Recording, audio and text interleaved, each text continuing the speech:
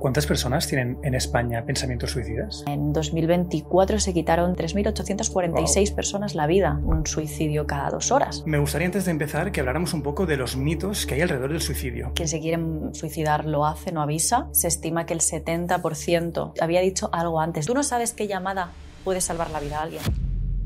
La niña de 14 años decidió quitarse la vida. La principal hipótesis es que las chicas habrían decidido suicidarse juntas. El colegio se suicidó tirándose de un 5º piso. Una mujer se ha lanzado al vacío desde un 10º piso. Estamos ante la peor situación de los últimos 25 años.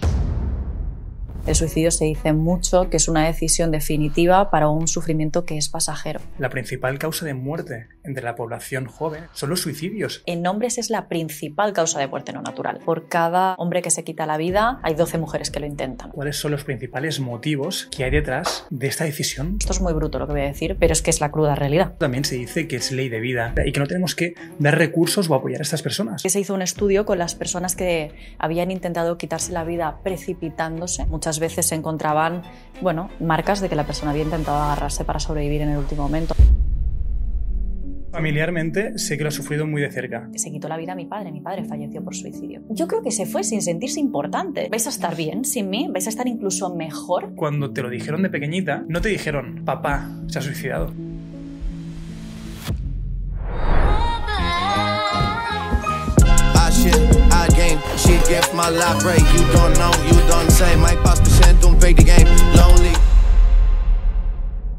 Bienvenidos una temporada más al podcast de Better. Como veis, Alex no puede estar aquí por unos temas familiares. Esperamos que muy pronto se pueda unir. Y como veis también tenemos un nuevo set, un poco más maduro y un poco buscando más cercanía con los invitados, como si estuviéramos en casa. Hoy tenemos una invitada que diría más colaboradora, porque ha venido 3 veces, y hablaremos de un tema muy delicado que voy a intentar, desde mi punto de vista, tratarlo con la máxima delicadeza posible y que si no utilizo las palabras adecuadas, por favor, corrígeme, Elizabeth, y ayúdame a que sea una conversación súper sana. Es un tema que a veces es tabú, es peliagudo, incluso morboso. Hoy hablaremos del suicidio, que normalmente no se habla y solo se habla cuando pasa algo, por desgracia pasa algo, que es como el foco de todos los medios de comunicación, pero a la que pasa el tiempo desaparece como si miles de personas no estuvieran sufriendo de ello. Hoy hablaremos del suicidio con Elizabeth Clapés, también conocida como es mi psicóloga. Bienvenida, sí. ¿Cómo estás? Ya veterana, ¿eh? Ya veterana. Veterana. Sí. Malísima. Sí. Me gustaría antes de empezar que habláramos un poco de los mitos que hay alrededor del suicidio para poder tener como una conversación lo más natural posible. Pues mira, tú dime si lo has escuchado o no, pero una de las cosas que se escucha mucho en torno al suicidio es que es de cobardes o... También he escuchado mucho lo de es de valientes, ¿no? Hay que tener mucha valentía para hacer esto, y por otra parte hay gente que opina que hay que ser muy cobarde para tomar este camino. Esto no va de cobardía o valentía, va de sufrimiento, por lo tanto no va ni de atributos positivos ni negativos, va de dolor, no va de una personalidad valiente, una personalidad cobarde, no va de cómo es la persona, va de lo que sufre. Otro típico mito y falsa creencia que gira muy en torno al suicidio es lo de quien se quiere suicidar lo hace, no avisa. Mentira, porque de hecho de las personas que se quitan la vida se estima que el 70% previamente, 70-80%, hay otros que hablan de una mayoría casi absoluta, había dicho una palabra, había dicho algo antes. De hecho se estima que la mitad habían acudido a su médico de cabecera en el último mes y 1 de cada 6 el mismo día que se quitó la vida. De hecho, hace poco me constó un caso de una mujer que fue a pedir ayuda al hospital porque no estaba bien anímicamente y le dijeron que no podían acogerla en la planta de salud mental porque no había camas, y tal cual salió del hospital, se quitó la vida. Incluso también se dice que es ley de vida y que si es su elección... Selección natural, ¿no? Como Darwin. Sí, o incluso no, que si es su elección lo tenemos que dejar porque él está decidiendo acabar con su vida y que no tenemos que dar recursos o apoyar a estas personas. Sí, esto yo lo he escuchado. De hecho, cuando yo he hecho divulgación preventiva, me han dicho mucho lo de, pero respeta, ¿no? Es decir, respétalo, porque lo confundimos con la eutanasia. Ya. Lo confunden con la elección de quitarse la vida por una enfermedad o porque no se puede más con el dolor, cuando realmente está demostrado que obviamente no podemos saber con las personas que se han logrado quitar la vida cuántas se arrepienten, no podemos hablar con ellas, pero sí que se hizo un estudio con las personas que habían intentado quitarse la vida precipitándose. que en los últimos segundos, esto es muy bruto lo que voy a decir, es muy delicado, pero es que es la cruda realidad. De hecho, estas personas, en el segundo en el que se lanzaban, ¿no?, intentaban agarrarse a lo que podían, y de hecho muchas veces se encontraban, bueno, marcas de que la persona había intentado agarrarse para sobrevivir en el último momento. Algunas no lo conseguían, pero las que lo conseguían, se hizo un estudio y ellas, la mayoría prácticamente, decían que agradecían no haberlo logrado. Y esto se estudió con las personas que fallecían por precipitación, bueno, que se intentaban quitar la vida de esta manera. Entonces, en el momento en el que la persona agradece no haberlo logrado, ya no estamos hablando de algo que simplemente se tenga que respetar, porque el sufrimiento psicológico, en la mayor parte de ocasiones, es pasajero. Entonces no es como algo que digas, no, es que esta persona va a tener toda esta vida esta enfermedad y va a morir sufriendo, entonces le vamos a dar una muerte digna. No es exactamente así, es un sufrimiento pasajero. Entonces el suicidio se dice mucho que es una decisión definitiva para un sufrimiento que es pasajero. Eso es, me gustaría un poco entrar ahí, Elisabet, porque me gustaría saber cuáles son los principales motivos que hay detrás de esta decisión tan al límite. Es decir, he oído que los principales son quizás enfermedades mentales, como puede ser la depresión, por ejemplo. Sí, de hecho, pero claro, la principal causa del suicidio es los problemas de salud mental. Es que realmente, claro, los problemas de salud mental son lo que te llevan. Entonces no es que sea la causa, sino que es una de las consecuencias que tiene otra situación. Porque decimos la depresión, ya, pero ¿depresión a raíz de qué? Una persona que ha tenido, pues tiene depresión porque sí. Pues no, normalmente la depresión viene asociada a la ruina económica, o viene asociada a la soledad no deseada, o viene asociada a un trauma. Hay mucho suicidio después de guerras, de desastres naturales, de violencia. Entonces, uno de los factores de riesgo, el mayor factor de riesgo para el suicidio, el mayor, es el intento previo de suicidio. Es decir, que haya habido un intento previo. Una persona que ya lo ha intentado tiene entre un 15 y un 20% más de posibilidades de volverlo a intentar. Entonces, una persona que sobre todo las primeras semanas hay que tenerla muy controlada. Y después nos encontramos con la soledad no deseada. Bueno, no en este orden, pero quiero decir motivos al aire. La soledad no deseada, los trastornos mentales obviamente, pero son consecuencia muchas veces de otra. El consumo de alcohol, una barbaridad. Los problemas económicos, la soledad, los divorcios, sobre todo la soledad es muy importante aquí, porque de hecho hay mucho suicidio y una población de riesgo muy grande del suicidio son las personas a partir de 65 años, precisamente por la soledad no deseada. Wow. Al final es lo que tú comentabas, que ellos no quieren acabar con su vida, quieren acabar con el problema, y la solución que encuentran, no la más fácil, pero la definitiva para acabar con aquello, es el suicidio. Sí, cuando alguien toma este camino, digamos que no es que diga, mira, me quiero morir. De hecho, alguien feliz no se quiere morir. Entonces, no es simplemente el querer experimentar lo que se siente cuando te mueres, sino que es una persona que quiere dejar de sufrir, quiere que deje de doler. De hecho, si ellos pudieran elegir entre morir o que deje de doler, escogerían que deje de doler y no morir. Pero ¿qué pasa? Que cuando alguien entra en este momento ya de desesperanza absoluta, se da una cosa que se llama la visión túnel, que es el no veo nada más y la única salida que encuentro es quitarme la vida, porque es lo único que yo pienso que me va a quitar el dolor, porque normalmente las personas, no todas, ¿no?, pero muchas de las personas que intentan quitarse la vida o que se lo plantean o que finalmente lo hacen, han probado otras cosas antes. Muchas veces el sistema les ha dado la espalda, o muchas veces se lo han comentado a alguien y no se les ha hecho caso. Entonces, cuando empiezas a probar muchas opciones y ninguna da resultados, pues llega un momento en el que tu cabeza te dice, si mueres dejas de sufrir. Y ahí es cuando aparece el suicidio, en la visión túnel, que es de la que hay que ayudar a estas personas a salir. ¿Cuántas personas tienen en España pensamientos suicidas? Pensamientos suicidas, como no nos podemos meter en la cabeza de la gente, no lo sabemos, pero yo alguna vez he hecho una encuesta en Instagram también está sesgado, ¿no?, porque a mí me siguen personas pues que sufren y que padecen y que siguen un contenido de psicología. Digamos que mi población no es una muestra totalmente heterogénea, sino que realmente pues hay un sesgo, ¿no? Sí. Pero cuando yo he hecho encuestas de si alguna vez has pensado en quitarte la vida, entre un 40 y un 60% ha votado que sí. Dios. Claro. Luego está ¿es elaborado o no es elaborado? Porque es diferente que una vez a ti se te haya pasado por la cabeza, en plan, pues esto es una opción, y otra cosa es que tú lo hayas planificado. Una cosa es la planificación y otra cosa es que simplemente se te haya ocurrido la idea, y ahí no he indagado. Pero en España, mira, en 2024 se quitaron 3.800 personas o 3.846 personas la vida. A nivel mundial estábamos hace unos años en 800.000 personas al año, ahora estamos en 724.000, aproximadamente de 700.000 para redondear. Es una barbaridad, estamos hablando de 10 personas y media no puede haber una media, ¿no? Pero entre 10 y 11 personas al día en España, lo cual implica que una vez un suicidio cada 2 horas aproximadamente. Entonces es una barbaridad. Es una barbaridad. Incluso preparando este podcast, que a veces también a estos datos le damos la espalda y no le ponemos número a lo que significa esto.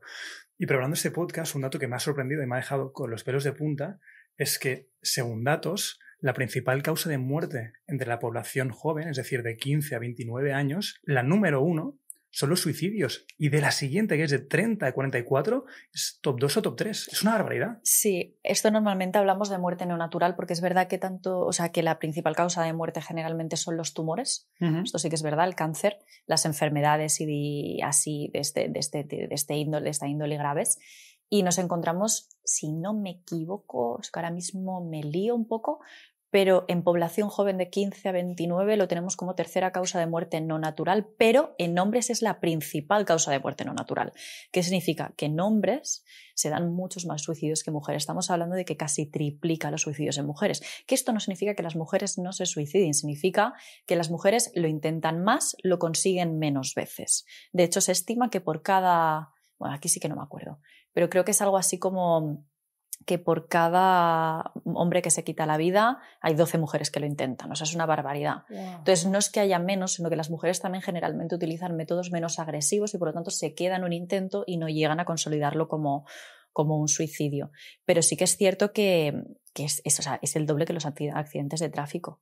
Muere más gente por suicidio que por violencia de género, y las campañas de prevención son muy desproporcionadas. Que no digo que haya que bajar la inversión obviamente en violencia de género, y quien me haya escuchado a mí sabe que soy una fiel defensora de la protección de la mujer y del castigo del agresor, ¿no? También, pero se mueren muchísimos más por suicidio.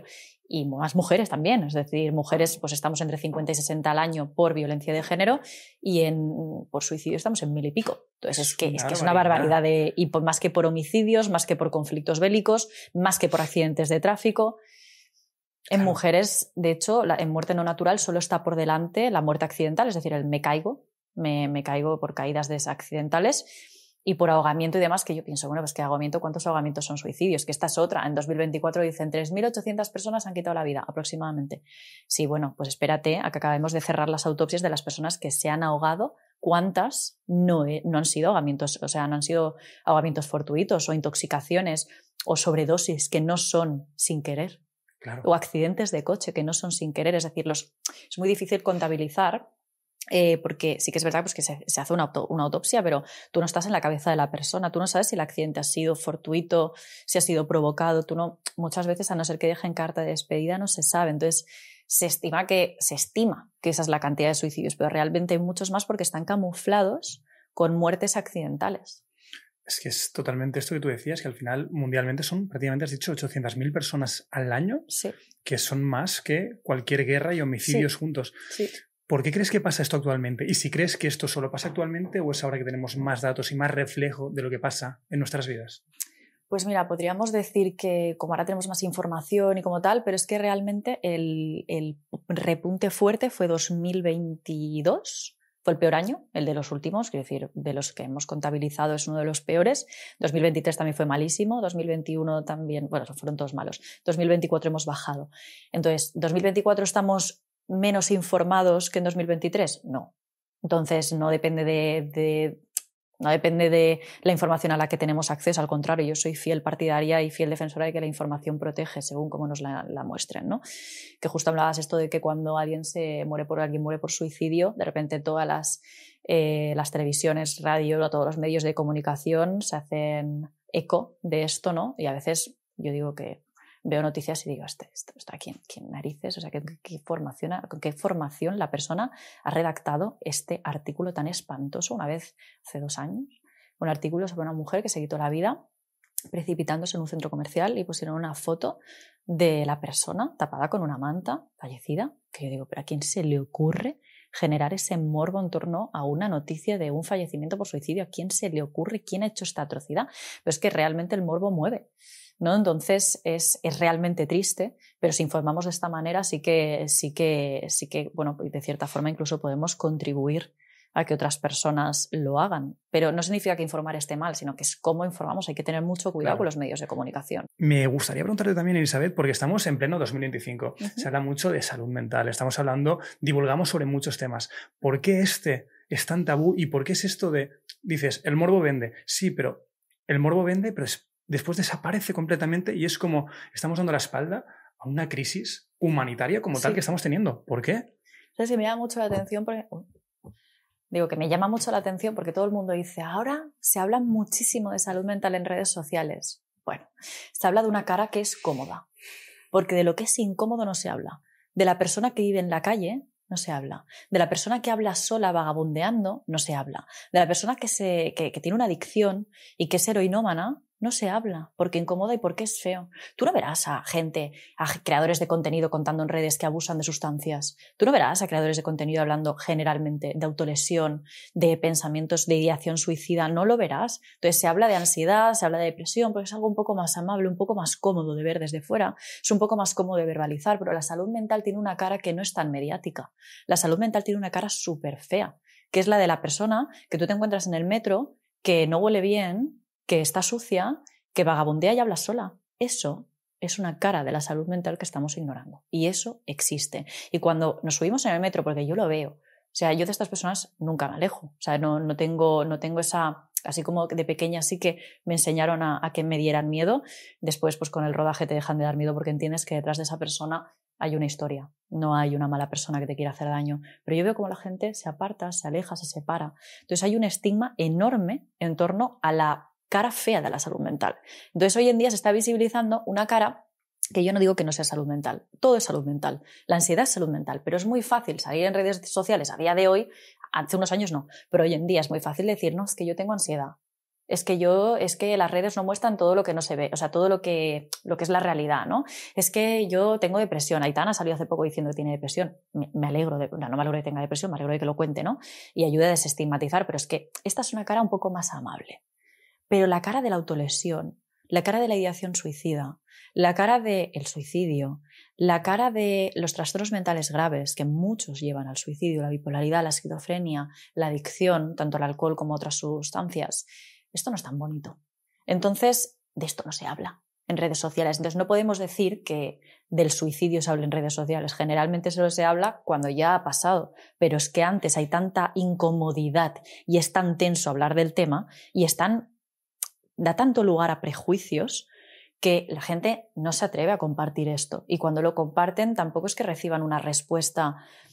Hay mucho positivismo tóxico por culpa de muchos creadores, no creadores de contenidos, sino antiguos creadores de contenido que eran psicólogos o que son psicólogos, que son escritores o que son coaches o que son lo que sea, que se dediquen a esto de si quieres puedes, todo lo malo tiene una cara buena, no hay mal que por bien no venga, el querer es poder y todas estas mierdas. Entonces esto ya hace que te hacen sentir como débil o te hacen sentir estúpido, te hacen sentir vulnerable por el hecho de tener pues un dolor, un sufrimiento que no se soluciona con un consejo motivacional, pero es que los problemas de salud mental generalmente no se solucionan con una frase motivacional. Al contrario, una frase motivacional puede hacer más daño y puede hacer que la persona no te vuelva a compartir cómo se siente porque la has invalidado. Entonces, a día de hoy se habla de salud mental. Es decir, sí, se habla de salud mental, pero se deja de lado una cara feísima porque es muy incómoda, insisto, es muy incómoda. Y a mí me da mucha rabia que haya personas que digan sí, no pasa nada, yo estoy súper concienciado con la salud mental y luego vean a una persona sentada en la calle y se aparten porque les da asco. Y digo, es que eso también es salud mental y te estás quitando como si fueran un bicho.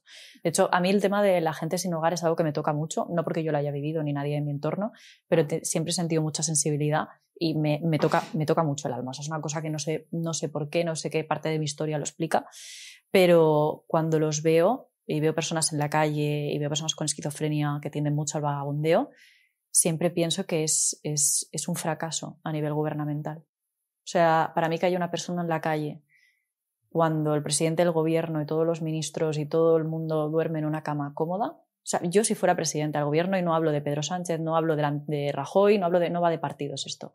Es que yo no podría gobernar un país tranquila sabiendo que bajo mi mandato hay personas durmiendo en la calle. Yo no podría, yo no duermo. Igual que no podría ser millonaria y saber que en el país en el que yo estoy, o en el país al que yo puedo ayudar, hay personas durmiendo en la calle. Y si hablamos tema suicidio, ¿por qué crees que no se habla tanto? Porque al final es esto, estamos viendo porque es en incómodo. las noticias, pues estamos viendo niños pequeños sacándose la vida. ¿Por qué no se habla de esto? ¿Por qué porque no usamos herramientas? Porque es feo, porque es incómodo, porque antiguamente se hablaba mucho del efecto Werther, que es el efecto que a raíz de una novela en la que contaban que un chico, un hombre se había quitado la vida, no sé si era por una ruptura amorosa, hace mucho que lo leí, pues se dio una oleada de suicidios, entonces a raíz de eso se empezó a pensar que por hablar atraías, ¿no? Y que hacía un efecto llamada. Realmente lo que hace un efecto llamada es el morbo. Entonces todos los medios de comunicación en este momento digamos que se vetó el tema a nivel medios de comunicación precisamente porque se pensaba que a raíz de esa novela del joven Werther, creo que se llamaba, habían empezado a darse más suicidios. Cuando realmente lo que pasa es que romantizaron el suicidio en aquella novela. Entonces no es culpa del escritor. El escritor pobrecito tampoco es que lo hiciera sabiendo lo que iba a generar, pero se romantizó.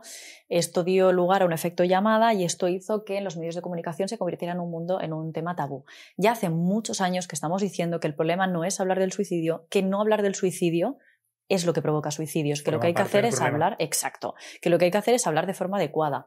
¿Qué es inadecuado? Dar detalles. Pues mira, para quitarte la vida tienes que hacer esto, esto y esto. Dar detalles, generar morbo, generar a la gente, a la población una imagen de que el suicidio es una especie de solución a los problemas, es decir, romantizarlo como pasó en esta novela, pero informar de forma adecuada, y para esto hay que formar a los medios de comunicación, o basta con informarlos, tampoco hay que seguir tantas directrices, o sea, es sencillo, no generes morbo, no des detalles e informa con una intención preventiva, no de clickbait. Con que hagas eso ya está. O sea, es sencillo, pero que esto es lo mismo con el resto de cosas, con la violencia de género. Si se romantizara y se diera detalles de cómo asesinar adecuadamente a una mujer y no dejar pruebas, pues habría muchos hombres que utilizarían esas técnicas, te quiero decir.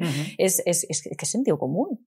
Entonces, no se habla a nivel medios de comunicación porque ha habido un veto, es verdad, ha habido no sé si dice un veto, pero bueno, que lo vetaron hace años por este tema, por lo del efecto Werther, pero no, o sea, ya se ha quedado atrás, ya no me sirve de excusa. Ahora también es que en redes sociales lo vetan muchísimo, esto sí que es verdad, que tanto Meta como YouTube, de hecho creo que hacer un podcast sobre suicidio es algo súper valiente, porque es muy probable que te desmoneticen el vídeo, lo damos por hecho ya, por el hecho de hablar de suicidio. La intención yo entiendo que es preventiva, porque YouTube lo hace como algo preventivo, pero anyway, o sea, al final también cuando tú vetas algo para prevenir que haya gente que cree contenido que incita a, porque esto también ha pasado, si no lo haces bien y no lo filtras bien, también estás vetando ese contenido que trata de prevenir, pero constantemente, exacto, estamos en el mismo bucle siempre. Elisabet, huyendo un poco del morbo y yendo a buscar herramientas, ¿cuál sería el proceso? Es decir, el pensamiento intermedio entre que tienes el pensamiento suicida y cometes el acto. Es decir, entiendo que esto no es hoy a las 5 pienso esto y lo hago. Normalmente. Creo que es un porcentaje muy pequeño. No te creas. ¿No? Es muy curioso porque a mí me sorprendió muchísimo. Yo pensaba que hace muchos años, porque yo hice mi TFG, imagínate si empecé pronto, sobre la prevención del suicidio y a partir de ahí empecé a especializarme en prevención del suicidio. Y es que yo pensaba, cuando empecé todo esto en la carrera, cuando lo estudié por primera vez, que el suicidio era algo que sucedía de forma muy premeditada. Es decir, que eran años de elaboración. Es que en muchos casos de impulsividad, la impulsividad es un factor de riesgo, la impulsividad también es uno de los motivos de suicidio principales. Antes no lo he mencionado porque tampoco venía al caso, pero es verdad que la impulsividad, el pensar que una situación es muy compleja y que uno no es capaz de solventarla, por ejemplo, me embargan la casa, ha pasado hace un añito, bueno, hace un añito y habrá pasado más veces, pero me llegó un caso aquí en Cataluña en el que fueron a desahuciar a un hombre mayor y abrió la puerta y dijo, sí, un momento, cerró la puerta y se quitó la vida. No. Sí. Y pasó tal cual. Esto yo no digo que no estuviera premeditado. Quizá esta persona dijo, no, es que en el momento en el que me desahucien, de esto de que la ruina económica es uno también de los principales motivos bueno, ya hay problemas de salud mental, no de suicidio, de problemas de salud mental en general. claro, no digo que esta persona no lo hubiera premeditado, pero desde luego es un acto impulsivo. También hace poquito escuchaba un caso que me decían, no, es que estaban cenando y le dijo que estaba muy agobiado a su pareja porque no se le habían despedido del trabajo, había pasado algo otra vez, ruina económica, miedo, ¿no? Incertidumbre a la situación económica, a la prosperidad laboral, y la pareja se levantó un momento y esta persona se quitó la vida, ¿no? Es decir, a veces es un... Pero a ver, de hecho, muchas personas que tengan familiares que han fallecido por suicidio nos escucharán y dirán, es que es de verdad. O sea, esta persona pudo haberlo pensado antes o pudo haberlo verbalizado, pero no era tan elaborado como para de repente decir, mira, nos lo vemos venir. Hay gente que se quita la vida y que de repente que dices, hostia, no me lo he visto venir. Incluso estas personas, si a veces sobreviven, lo cuentan, que dicen, no, es que en el momento se me nubló todo, en ese momento no veía, visión túnel, de la que hemos hablado antes, y fue como que fue la única salida que encontré, y tiran por ahí, y es un acto impulsivo. Por eso la impulsividad es un factor de riesgo. Me surgen muchas preguntas, te haré 2 ahora de golpe y las digerimos como podamos. La primera es, si nunca alguien que nos está escuchando tiene este pensamiento impulsivo, como psicóloga, ¿qué herramientas le damos? Y después también me gustaría tratar la gente que no es de impulsividad, este proceso, claro. ¿Cómo es este proceso de maduración? Porque a priori, biológicamente, no es algo fácil de hacer. Por lo tanto, ¿cuál es este proceso? De hecho, estás diseñado para todo lo contrario. Efectivamente. Estás diseñado para sobrevivir. Entonces, por eso digo que el suicidio es algo muy complejo, que no es algo de cobardes, de valientes, que no es tan sencillo. O sea, estás yendo en contra de toda tu naturaleza, que es la supervivencia, y estás yendo en contra por sufrimiento. O sea, es que es sufrimiento. Esa es una... O sea, yo no, para acabar de empatizar con estas personas, yo no invito a la gente a decir, ponte en la situación para ver si serías capaz o no de hacerlo. No, ponte en la situación de cómo tendría que dolerte para que tú llegaras a decidir eso. Porque hay gente que dice, yo es que me imagino en la situación y no sé si sería capaz. Es la frase constante, ¿no? Es que esto no va de capacidad, va de sufrimiento. Imagínate qué nivel de dolor tienes que estar sustentando para ya ni pensar en tu familia, para que... También es porque a veces piensan que son una carga para la familia, ¿no? Pero muchas veces como, no, es que en aquel momento yo no veía nada más. Es que el dolor nubla, el dolor ciega, es espantoso.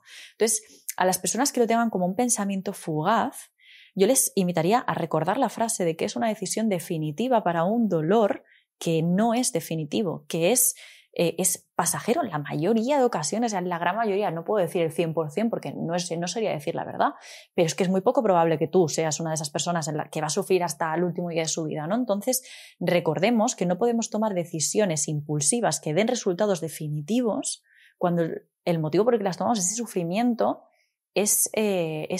potencialmente, es posiblemente muy pasajero. Y te vayas a arrepentir, recuerda que la mayor parte de personas que lo intentan y que luego sobreviven, se arrepienten. Recuerda que las personas que lo han intentado hacer, muchas veces en el último momento han intentado deshacerlo. De hecho, yo conozco muchos casos, incluso de personas que hemos acompañado nosotras en el equipo, de personas que decían, lo hice y al momento llamé a la ambulancia, porque se arrepienten. Entonces recuerda esto, y a la que te venga como pensamiento intrusivo, o sea, no es tanto un pensamiento intrusivo, pero como un pensamiento, sí, impulsivo, para y pide ayuda, pero no tomes ninguna decisión. Pero ya no solo en esto, sino que en muchas cosas en la vida, cuando te viene algo que te va a hacer tomar una decisión que va a determinar toda tu vida o tu no vida, o sea, algo que va a ser muy importante, que va a tener ese peso, no se puede decidir de un momento para otro, para. Y que sobre todo sepan que esto nos puede pasar, es decir, que nos puede pasar a todos. Pero si creemos, no, a mí no me pasará, yo a ese punto no llegaré, es otro factor de riesgo el creer que tú eres inmune a esto. Es decir, que a ti no te va a tocar nunca, que tú nunca vas a pasar por eso, es un factor de riesgo. Pero para todo en la vida. Incluso hacíamos un episodio hace unos años en el que hablábamos de la violencia, el maltrato en pareja, y decíamos que uno de los factores de riesgo para verte en una situación de violencia es precisamente creer que a ti nunca te pasará. Porque entonces tú no te vas a proteger. Entonces, que sepamos que nos puede pasar a todos, que a todos nos puede, llámalo cruzar un cable, porque es tan impulsivo que a veces es una cruzada de cable. Es que es una cosa que la persona incluso a veces luego, cuando sobreviven, se sorprenden y dicen, hostia, es que no sé qué se me pasó por la cabeza en ese momento. Pero lo vi la oportunidad, porque esta es otra. Es muy peligroso tener acceso a métodos para quitarse la vida. ¿Cuáles son los principales? Generalmente, a muy grandes rasgos, lo vemos en las noticias. Gente que se precipita en edificios, gente que opta por ahorcamientos. Estos son generalmente los más habituales. No vamos a detalles de cómo, pero esto simplemente hace falta mirarlo por internet. Se sobreentiende. ¿No? Y que es algo que lo buscas en el Instituto Nacional de Estadística y ahí está, ¿no? Pero es frecuente, entonces, que sepamos que, bueno, el envenenamiento también es muy habitual, pero más en mujeres que en hombres, depende mucho de género. Vale. Pero que sepamos que tener acceso, y esto es donde entro con la prevención, tener acceso, es decir, saber que estos son los métodos más habituales también nos ayuda, no hace falta saber detalles, pero saber cuál es el método más habitual nos ayuda a prevenir. ¿Por qué? Porque hay muchos medicamentos que van con receta, prevención.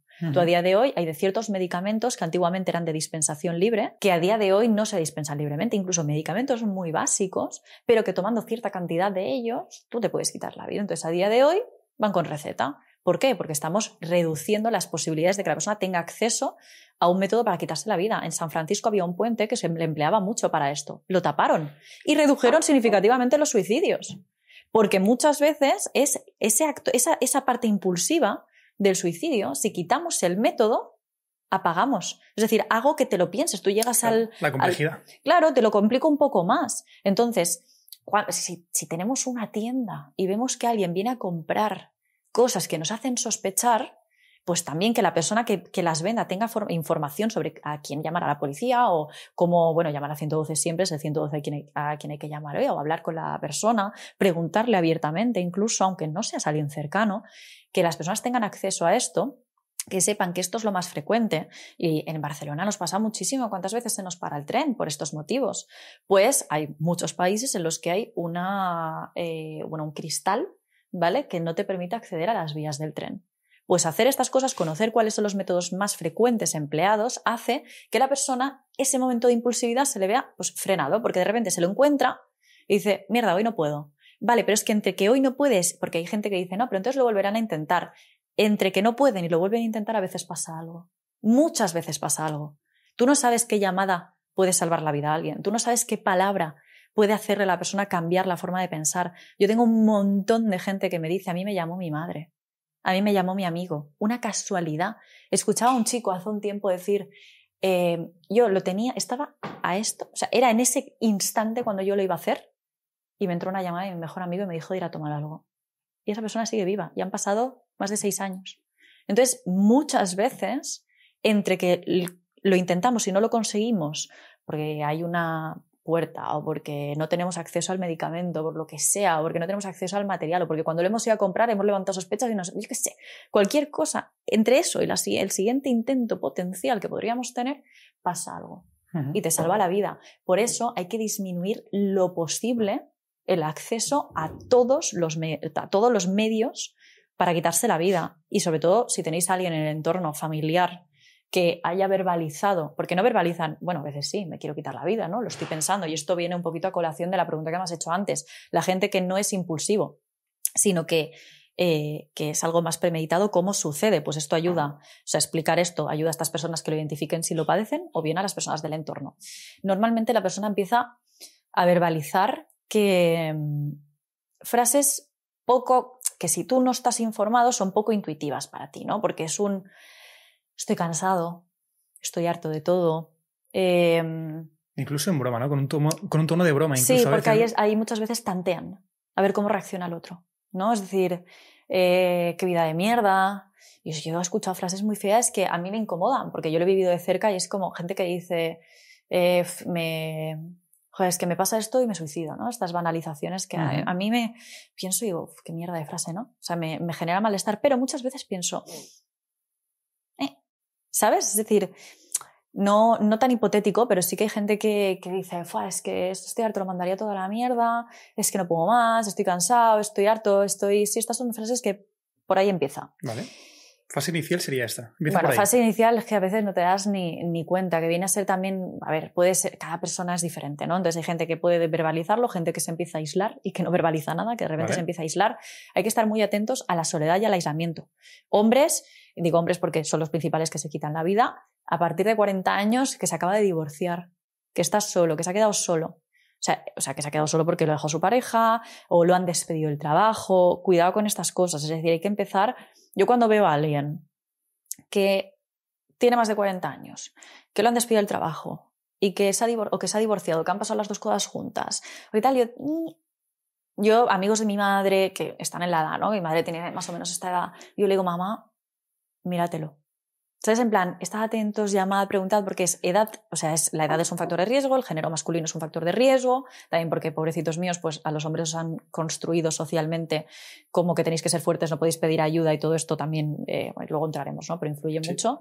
La soledad, todo esto y la ruina económica, entonces es como que vamos sumando factores, hay que tenerlo en cuenta, porque a veces... Vale, no, digo, en hombres sería así, en niños que también, o en adolescentes que estamos viendo también que bullying. Es un factor de riesgo muy grande, bullying principalmente. ¿Vale? Miremos bullying, también adolescentes que no tienen amigos, adolescentes que se aíslan, adolescentes que pasan mucho tiempo frente a las pantallas, que no socializan, también, y yo insisto, controlad lo que consumen los adolescentes, esto de no, es que su intimidad, yo priorizo la protección del menor por encima de la intimidad del menor, siempre. Porque muchas veces nos hemos encontrado que a toro pasado nos ponemos a mirar las búsquedas del adolescente y el adolescente está buscando por internet cómo quitarse la vida o está entrando en foros en los que la gente da detalles de cómo hacerlo y dónde comprar no sé qué, dónde tal. Claro, o sea, controlemos lo que hacen. Mucho frente a las pantallas, no tener amigos, bullying y verbalizaciones. Los adolescentes normalmente quizá no nos lo verbalizan a nosotros como padres, sino que se lo verbalizan a sus amigos. Por eso es tan importante la prevención en escuelas, las campañas de sensibilización en escuelas, la educación, explicar a los niños, sí, a los niños, porque los niños se quitan la vida. Hace pocas semanas una adolescente de 14 añitos se quitó la vida por bullying. Y claro, los padres no se lo veían venir. Si se lo hubiesen visto venir, seguramente hubiesen hecho algo para prevenirlo, pero no se lo habían visto venir, ¿no? Hablaremos de eso también un poco más adelante. Fase inicial. Seguimos. ¿Cuál sería la siguiente fase, el siguiente step? Como te digo, no hay tanto de fase 1, 2, 3, pero generalmente sí que es verdad que más allá de las verbalizaciones, el aislamiento tiene mucho peso y también encontramos, y esto es muy curioso, personas que empiezan a regalar sus cosas. Esto no es fase inicial, esto es fase bastante que queda poco, ¿no? Personas, mira, una tutora mía que trabajaba en la prevención del suicidio aquí en Cataluña, es una eminencia, me decía que ella lo veía mucho en fumadores que regalaban sus últimas cajetillas de tabaco. Algo súper que dices, mira, no lo pensarías, pero que un fumador que no está dejando de fumar te regale su cajetilla de tabaco es porque no piensa acabársela. Entonces, cosas como estas, o que regalen su ropa, o que te digan, a mí ya no me va a hacer falta, esta frase es terrible. Entonces, esto también son señales de alerta a las que hay que prestar atención, pero sobre todo, desde fuera, a lo que hay que prestar atención es a los factores de riesgo, te diría, y a las verbalizaciones que la persona puede parecer que hace sin importancia. Por supuesto, si te dice, oye, mira, me pasa esto, no tengo ganas de vivir, estoy la desesperanza, siento que no voy a salir nunca de esta situación, siento que me ahogo, que siento... Todo esto obviamente son verbalizaciones más evidentes, pero hay muchas verbalizaciones como las que te digo, estoy cansado, estoy tal, que no son tan evidentes y a las que hay que prestar atención. Eso es. Gracias por eso también, porque esto no decimos buscando el morbo, sino herramientas para toda la comunidad, para toda la población, que sepamos que, ostras, que cuando salten estas pequeñas alarmas, por muy pequeñas que sean, y a veces que son insignificantes, y dices, no, eso es una tontería, lo ha dicho por hacer la gracia. Pues pregunta, no pasa nada. Es decir, pregunta directamente, lo ha dicho por hacer la gracia, pregúntalo. Muchas veces que me hace gracia porque hay gente que me dice... le he preguntado a mi hija, me escriben por Instagram, ¿no? Yo sé que los padres lo hacen lo mejor que saben, pueden y dentro de lo que están informados. No es culpa de ellos, pero hay veces que me dicen, es que mi hija ha hecho algún comentario que me preocupa y yo le he dicho que si está pensando en hacer alguna tontería. Si tú le dices tontería, desde el primer momento la estás invalidando. Entonces, no digo que, pobrecitos míos, es que de verdad lo hacen lo mejor que pueden, porque nadie les está explicando cómo hacerlo. Pero no lo llamemos tontería, hablemoslo abiertamente. Cariño, ¿estás pensando en quitarte la vida? ¿Se te ha pasado por la cabeza? Vamos a hablarlo en voz alta. Tampoco hace falta que le preguntes, ¿lo has planificado? No, simplemente se te ha pasado por la cabeza. Claro. A veces también los padres, cuando les planteas estos temas, sobreentiendo, es como lo que decíamos antes, no, es que les doy ideas, les doy herramientas. ¿A partir de qué edad tú crees que puedes tener una conversación de esto con tu hijo? Aunque sea solo de, si algún día pasa esto, sabes que estoy aquí, para darle como ser su boya en medio del mar, revuelto, claro. Que seas tú su boya. ¿A partir de qué edad y cómo crees que podemos hacer esta aproximación, tanto con niños como con tu amigo? Mira, hablar es prevenir. Esto me recuerda a cuando en nuestra época, cuando éramos pequeños, a ti te pilló seguro lo de que nuestros padres nos hablaban del tema del preservativo. Sí. Mi madre lo llamó gorrito. Gorrito para el pito. Y me lo decía porque, claro, le daba miedo que por hablarme de sexo yo fuera a tener relaciones sexuales precoces, en plan con 8 años, ¿sabes? Entonces me lo redondeaba mucho, le daba muchas vueltas, le costaba mucho. Era preventivo, o sea, hablar previene. Y imaginaos, ahora ya nos suena muy ridículo a todos, imagino, habrá algunos que no, pero nos suena ridículo decir, no le voy a hablar de prevención de infecciones de transmisión sexual porque vaya a ser que pille una. Pues así como eso te suena una gilipollez, pues pasa en general. Es decir, hablar de algo lo previene si lo haces de la forma adecuada, por supuesto. Entonces, teniendo en cuenta que la adolescencia es una de las épocas de más vulnerabilidad, es un momento en el que podemos introducirlo al inicio de la adolescencia. No hay una edad exacta, vamos a interpretar inicio de la adolescencia. También depende mucho de cómo veamos a nuestro hijo, porque si nuestro hijo no es adolescente y tiene 8 años, pero estamos viendo que no está bien, lo vamos a introducir antes. No pasa nada, yo conozco casos de niñas de 7 años y de niñas con trastornos de la conducta alimentaria muy graves que han estado ingresadas por un intento de suicidio y tienen 7 años. Y tienen 8 años o tienen 9. O sea, son niñas muy chiquititas. Entonces, en el momento en el que un papá lo sienta necesario, que introduzca el tema. Y si nunca lo siente necesario, la adolescencia, que es uno de los momentos de mayor delicadeza, es un buen momento para introducirlo. Aún así, desde que son niños, se puede introducir de una forma más amable. No hace falta que le digas al niño, si estás pensando en quitarte la vida, habla con papá, pero se le puede decir, si algún día estás muy triste y sientes que no sabes qué hacer con esa tristeza y que no sabes cómo gestionarla, o la palabra que tú utilices con tu hijo, ¿no? Porque pienso en Alicia, mi amiga, y ella sí que le ha hablado a su hija de gestión emocional y tiene 3 años, ¿no? Pero hay otros papás que utilizarán otras palabras. Está bien, es válido, no me voy a meter en eso, pero dentro de la jerga que utilicéis con vuestros hijos, informarles de que si algún día sienten mucho malestar y no lo pueden elaborar, no lo pueden gestionar, no saben qué hacer con él, que tienen que acudir a papá o a mamá, o decírselo a un adulto, a quien sean los abuelos, a quienes sean los tutores y a quienes sean los cuidadores de ellos, pero que sepan que tienen a dónde acudir cuando haya mucho dolor. Muy bien. Y con nuestros amigos, con nuestro hermano, ¿cómo introducimos este tema? Porque a veces también se lo puede tomar violentamente a la otra persona, rollo, me estás juzgando, o sea, como que al final también estos temas, percibo yo desde fuera y con total desconocimiento, es como que es un tema que haces que la otra persona se avergüence o que incluso puede parecer que la cierras aún más de, hostia, se está viendo alguna cosa por aquí, me protejo mucho más y me cierro. ¿Cómo podemos hacerlo para no herir el sentimiento, el ego, la vergüenza de la persona con mucho tacto y sabiendo lo mismo que antes, que somos su boya en medio del mar? Con mucho amor. O sea, con mucho amor. Es un tema que se tiene que tratar, ya no te diría con respeto, educación y delicadeza, te diría con cariño.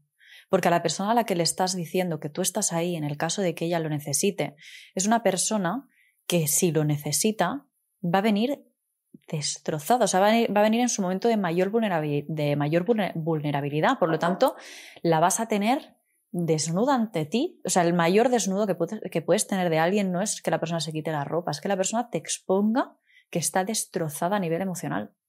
Entonces, cuando tú tienes algo así de alguien delante, lo tienes que tratar con todo el cariño del mundo. Y esto, yo es que, claro, yo pues como psicóloga y como persona, ¿no? Yo se lo he dicho a personas de mi entorno que las he visto pasando por un momento difícil o que he creído que no estaban pasando por un momento difícil, pero he visto conductas que he dicho, yo tenía un amigo, está vivo. Joder, hablando de esto, claro. Tengo un amigo que durante la pandemia estaba pasando una situación familiar complicada y él y yo quedábamos casi cada día porque se podía salir a ciertas horas y nos íbamos a tomar algo. Y siempre que nos íbamos a tomar algo pedía una cerveza detrás de otra. Pero una detrás de otra. Y yo lo conocía de antes y antes no lo hacía. Entonces yo empecé a ver ese consumo, que no es normal porque tenemos normalizada que la cerveza no, me voy a tomar algo y ya está, y pido una cerveza. Una cerveza cada día es un problema, ¿vale? De consumo. Queda para otro episodio esto. Pero yo a él le dije, si algún día, y se lo dije con todo el cariño, piensas en esto, se te pasa por la cabeza, llámame. No decidas nada, llámame, hablamos, estoy aquí. Me dijo, ¿pero por qué me dices eso? ¿No? Y le dije, simplemente te lo digo. O sea, no te voy a hacer una evaluación de todos los factores de riesgo que he analizado de tu vida personal, de por qué yo llego a la conclusión de que hay un riesgo, ¿no? Simplemente le dije, te lo digo por mí, o sea, no, es que ni siquiera te lo estoy diciendo por ti, te lo estoy diciendo por mí, es decir, porque me preocupa que tú pienses que no tienes a dónde acudir o que pienses que no estoy aquí, ¿no? Es decir, que quiero que sepas que estoy. ¿Tú sabes que estoy? Sí, tranqui, perfecto. Pues yo con eso me quedo tranquila. Y yo se lo he dicho a personas que, ya te digo, que mi pareja, por ejemplo, que no tiene factores de riesgo, bueno, ser un hombre es un factor de riesgo para esto, ¿no? Pero que no ha tenido depresión ni muchísimo menos, pero por cómo solventa los problemas, una persona muy autosuficiente, que tira con todo, que no pide ayuda a nadie. O sea, que el otro día vi un reel que era un mando como un mando de televisión o una Game Boy, que es para cambiarse las pilas a sí misma, en lugar de pedir ayuda, ¿sabes? Se desatornillaba, se las hacía así, se movía, se quitaba las pilas, tumbaba las pilas en el suelo y se tiraba de espaldas para colocarse las pilas, ¿no? Uh-huh. Y le mandé este reel y le dije, eres tú solventando las cosas. Es decir, antes te tiras de espaldas para colocarte las pilas que pedirle a alguien que te las coloque, ¿no? Entonces yo a él le dije, si algún día estemos juntos o no, tú piensas en quitarte la vida, por favor llámame. Siempre, o sea, yo voy a estar aquí, voy a saber qué hacer, voy a saber ayudarte. Y si no lo sé, vamos a pedir ayuda. Sea como... Y él, claro, me miraba con cara de, ¿a ti qué cojones te pasa? ¿Me estás contando esto? Y le digo, bueno, porque sufro. Si solo de pensar que podría pasar y que tú por un momento se te podría pasar por la cabeza que no tienes a quién llamar. Entonces, yo a veces lo enfoco, porque yo lo he dicho a mucha gente, pero más por mis miedos que por las personas, ¿no? El decir, a mí lo que me da miedo es que si algún día se te pasa por la cabeza, tú creas que no tienes a quién llamar o que creas que no hay salida o que yo no puedo ayudarte. Yo sí voy a poder. Voy a poder con ello y se me van a ocurrir cosas, te lo juro. Aunque tú pienses que no hay nada que hacer, que no hay ninguna salida, a mí se me va a ocurrir. ¿Sabes? Entonces, creo que es desde el cariño y desde la preocupación que se transmite. Y no creo que y si la otra persona se ofende, jope, pues démosle también un espacio para que lo elabore, ¿no? Pero si se hace bien, no tiene por qué dar esa respuesta en el otro. A veces se dice un poco que cuando la persona hace este paso y acaba con su vida, el dolor no se acaba, sino que se amplifica. Y se amplifica con sus familiares. Sí. Yo sin meterme en ningún lugar, porque tú y yo somos amigos fuera de aquí, hemos tenido conversaciones, y yo sé que muy de cerca, me voy a decir quién, si tú no quieres, y te dejaré la total libertad para que tú hables hasta donde quieras hablar de ese tema, sé que familiarmente, no, eso no lo digo, perdón, que me he avanzado. No pasa nada, ¿sí? Está bien, está todo bien. Familiarmente sé que lo he sufrido muy de cerca. Y me gustaría también hablar un poquito, para toda la gente que nos esté escuchando, da igual el por qué nos esté escuchando, los que sufren al final más y más prolongadamente son los que se quedan. Por eso se llaman supervivientes.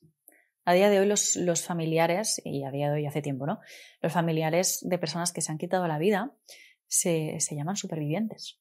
Porque realmente se quedan con un lastre tremendo. O sea, de hecho dicen, y yo estoy en contra, ¿no? Pero estoy en contra porque creo que es más.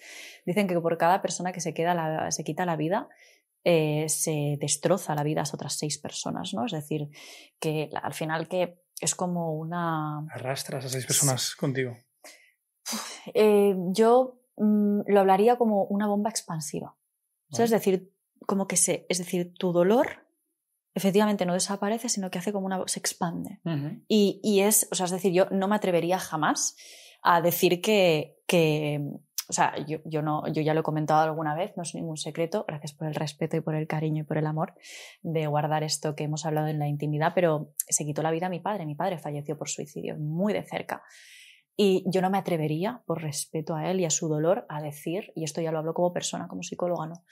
Yo no me atrevería a decir que el dolor de mi padre, como que a mí me quedó tal cual, porque yo no sé qué sintió él antes de quitarse la vida, pero debió ser tan doloroso que no me lo puedo ni imaginar. Entonces no me atrevo a decir que su dolor se me traspasó a mí, pero sí que puedo decir que su dolor fue expansivo, ¿no? Es decir, que toda la familia, y yo no cuento solo 6 personas, como dicen los estudios, de que por cada persona que se quita la vida, que fallece por suicidio, hay 6 afectados. Yo creo que hay muchísimos más, porque si me pongo a contar yo, te cuento la cantidad de gente que a raíz de la muerte de mi padre les destrozó la vida.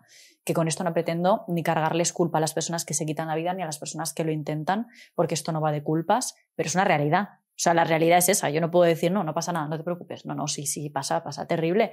Pasa terrible. Y es verdad que en mi familia no hay pruebas, ¿no? La ciencia dice que la tendencia suicida, lo que es a nivel genético, no se transmite. No hay una herencia genética que diga, tú tienes el gen de esto. Pero sí que es cierto que también tuve una profesora que decía, esta misma, que es maravillosa, que decía que cuando en una familia alguien se quita la vida no es la única persona.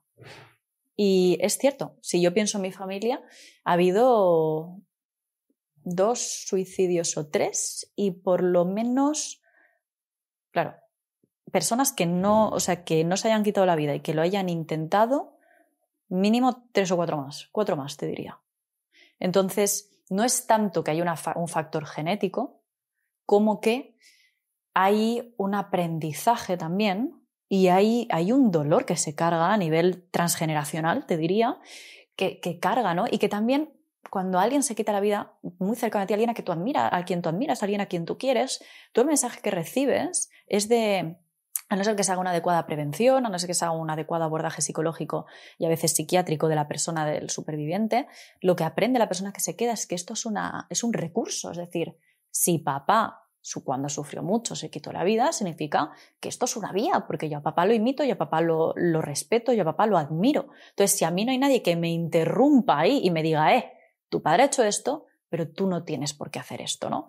Yo afortunadamente recibí un acompañamiento dentro de lo que se puede, ¿no? Pobrecita mi madre, que hizo lo que pudo, pero recibí un acompañamiento bien. Al día siguiente mi padre se quitó la vida y al día siguiente, sábado, yo estaba en la consulta de mi psiquiatra, que me soltaron allí como quien suelta, es en plan, como quien suelta al perro en el parque. Pues un poco fue así. Mi madre le dijo, haz lo que puedas. O sea, yo recuerdo de, mira, es todo tan horrible que tú haz lo que puedas, ¿no? Y yo tuve un acompañamiento por parte de mi psiquiatra, al que quiero muchísimo y nos queremos mucho mutuamente, porque la verdad que me acompañó prácticamente media vida, que fue una pasada. Entonces yo ahí he estado muy protegida, pero ha habido otros miembros de mi familia que no han estado protegidos, no solo de la muerte de mi padre, sino del resto de muertes que ha habido en la familia. Y yo por esto, yo no os quiero decir que alguien se ha quitado la vida en vuestra familia, significa que vaya a morir otra persona, pero que hay que tener en cuenta que también esto es un riesgo, ¿no? Es decir, que hay que tenerlo en cuenta, que no lo ignoremos. Hay que tener más alertas y estar mucho más pendiente de ello. Gracias por eso, Elisabet. Sé que no es fácil, te agradezco que te hagas de esta forma aquí conmigo.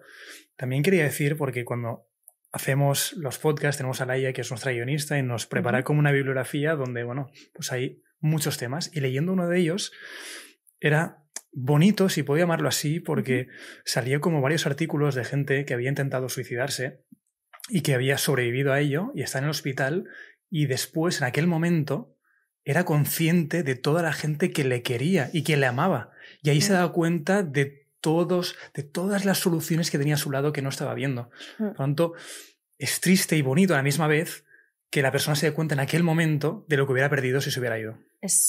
Mira, a mí esto, cuando falleció mi padre y fuimos al entierro, estaba tan lleno de gente, no cabía. Claro, cuando fallece alguien tan joven, sus amigos, a veces cuando fallece una persona muy mayor, pues ya han fallecido sus amigos, ha fallecido gran parte de las personas que la rodeaban, ¿no? A esta persona, pero viene la familia. Entonces, claro, cuando muere alguien joven nos encontramos con un tanatorio que no cabe la gente dentro, Además, mi padre tenía muchos amigos, una persona muy sociable, era de estas personas que a ver, a toro pasado dices, hostia, un día dijo no sé qué, ya puedes puedes rebuscar. Pero generalmente era, hostia, no nos lo vimos venir. Mi padre tiraba con todo, era era mi modelo a seguir en la vida, era como, papá puede con todo. De hecho, mi padre siempre me decía, no hay nada que papá no pueda solucionar. Cualquier cosa que te pase, a papá. Que luego yo dije, pues menuda mierda, ¿sabes? Porque lo que me encontré fue que yo me acuerdo que pensé, hostia, papá decía que todo lo podía solucionar, a papá no está, y encima papá ha fallecido por suicidio. Entonces es como, te da un mensaje muy contradictorio, ¿no? Entonces el funeral estaba lleno de gente, no cabía, y yo pensaba, si vieses esto, ¿sabes? Si lo vieses, si lo sigo pensando, si vieses todo lo que ha pasado después, no te ibas. O sea, si mi padre llega a ver lo que ha pasado después, ¿qué ha pasado? No me refiero a que haya pasado nada catastrófico, sino cómo han sido las vidas de las personas, qué opciones tenía. Si lo hubiese visto, o sea, si mi padre estuviera viéndonos por un agujerito ahora mismo, nos diría, tiene razón, yo no me habría. O sea, yo sé que mi padre no se arrepiente porque no está, pero si nos está viendo, se arrepiente. Porque se arrepiente de no haber estado en mi graduación, se arrepiente de no haber estado cuando yo lo necesité. Se arrepiente de no estar con su madre, de ver a su madre sufrir como una... Bueno, te puedes imaginar una madre. Se arrepiente del dolor que ha generado, no él, pero al final lo que él hizo, ¿no? La decisión que tomó, se arrepentiría. Entonces, cuando alguien se va, muchas veces piensa que es una carga para los demás y que ¿estás bien? No, sí. No. Joder, al final me toca porque te tengo aprecio y te agradezco que estemos hablando de esto. Al final también es muy íntimo esto. Somos aquí dos personas. Pues que te veo los ojitos. No, coño, porque al final digo, es que ojalá te estuviera escuchando ahora mismo él, ¿sabes? Joder, es que me va a pasar con las neuronas espejo, que yo te voy a llorar, te voy a llorar yo. No pasa nada. O sea, es bonito llorar y yo también lo que quiero... Sí. O sea, a mí no me importa llorar delante de quien sea porque creo que también va un poco en contra de todo esto que se dice de, joder, que los hombres tenemos que ser insensibles y tal. Y yo creo que yo que me pueda emocionar aquí sin ningún problema es como... No pasa nada. Y al final es esto. Conecto mucho contigo y digo, ojalá, desde donde esté, te estuviera escuchando, porque creo que probablemente, pues... Ay, Adri. No. Ay, si quieres paramos, ¿eh? Si quieres cortamos. No pasa nada, estás bien. Es por ti. Perfecto. O sea, no, pero es que me parece precioso este momento y que estés hablando de él así, de esta forma. Y además yo sé que cuando te lo dijeron de pequeñita, no te dijeron, papá se ha suicidado. ¿Qué va? A mí me dijeron que había fallecido en un accidente, ya lo sabes. Y es verdad que este tema lo tengo muy mascado, afortunadamente, porque tengo una psicóloga increíble y un psiquiatra que me acompaña increíble.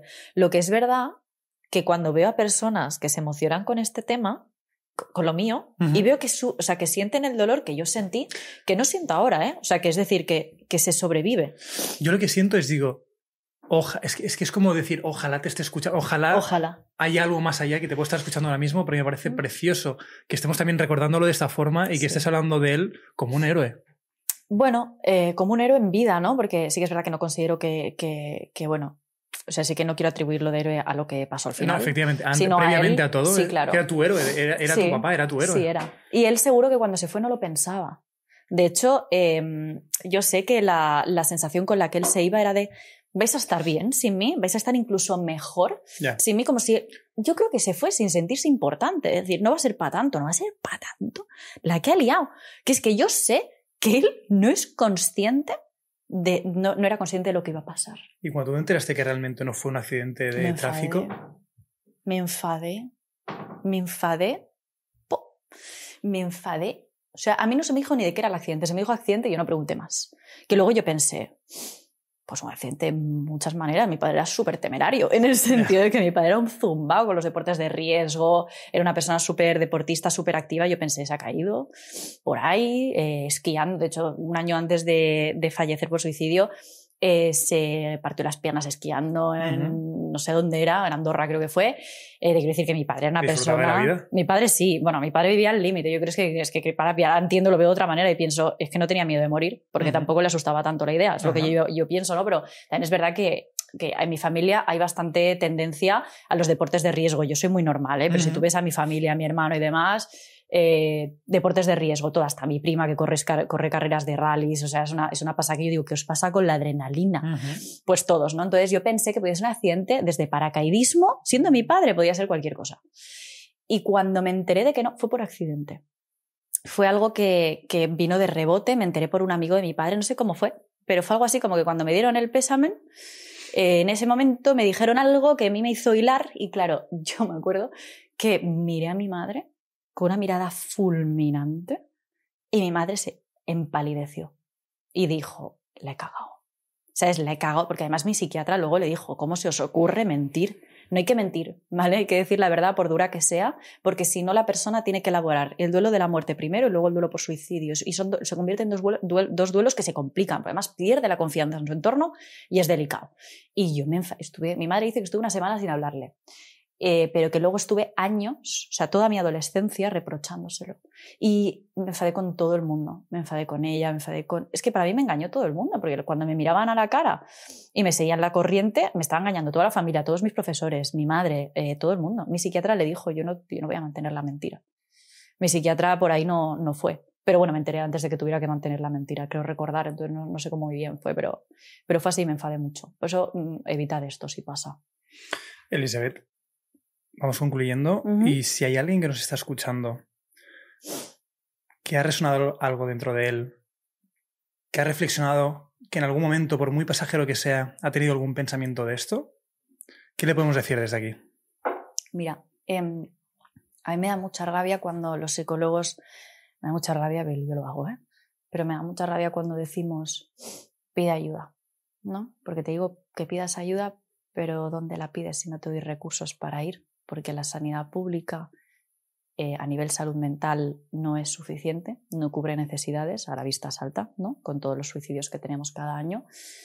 Entonces, por supuesto que lo que voy a decir es pide ayuda profesional si te lo puedes permitir y si no, a personas de tu entorno. Hay una frase que me gusta mucho que dice, prefiero escucharte que ir a tu entierro. Y es verdad. Todo el mundo generalmente va a preferir escucharte, va a preferir ayudarte que acudir a tu entierro.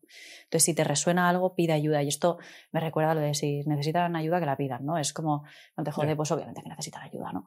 Da mucha rabia. Pero es que no puedo decir otra cosa que, pese a que sé que es hipócrita, porque muchísimas personas no tienen esta posibilidad, o me dicen, no, es que yo no tengo un entorno sano, no tengo un entorno fiable.